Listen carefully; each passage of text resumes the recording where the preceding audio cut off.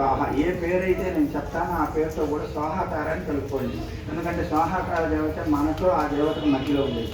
మనం వేసే ద్రవ్యం, మనం చెప్పే మాట, మనం చెప్పే మంత్రం మొత్తం తీసుకుని వాళ్ళు చేరుస్తుంది. అక్కడి నుండి మనకు వాళ్ళు అనుగ్రహం తీసుకొచ్చి మనకి ఇస్తుంది. కాబట్టి మనం ఆమె తెలుసుకుంటూ ఉంటే సరిపోతుంది. మధ్యలో ఓం గణపతి స్వాహ, వాయితే స్వాహ, ఏ పేరైతే నేను చెప్తాను అది మనసులో చేయండి. మరి మూలమంత్రమాన్ని బీజాక్షరాలతో బయటికి చెప్పినామంటే దాని ఫలితం మనకు అర్థమే. అదే లోపల కానీ జఠరాగ్నిలో కాలిందంటే మనకు రెట్టింపడుతుంది. అందుకనేసి లోపల చేయండి. బయట చెప్పేటప్పుడు చెప్తాను, బయట చెప్పేది గణపతికి జరుగుతుందమ్మా. ఓం ఘం గణపతయే స్వాహ.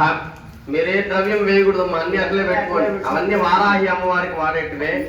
పక్కన పెట్టేసుకొని దానికి వేస్తారు, నమస్కారం చేసుకొని ఓం ఘం గణపతయే స్వాహ లేదు గం గణపతయే స్వాహ అని మనసులో చెప్పుకుంటూ ఉండండి.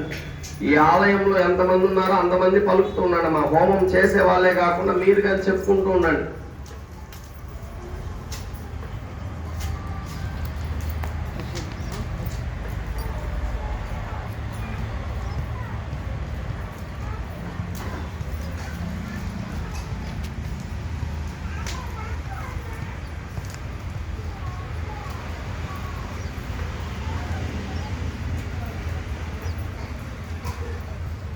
మహాకాయాయ స్తోత్ర పిండాయ